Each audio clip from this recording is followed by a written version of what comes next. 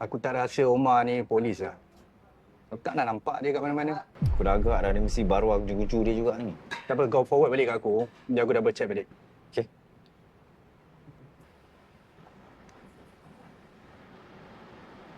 Ni macam mana dengan company papa kau? Kau dah set lah semua? Dah. Tapi susah sikit kita nak check sebab kita tak ada sumber kan. Cuma ada satu syarikat dia yang mencurigakan. Syarikat kredit dia.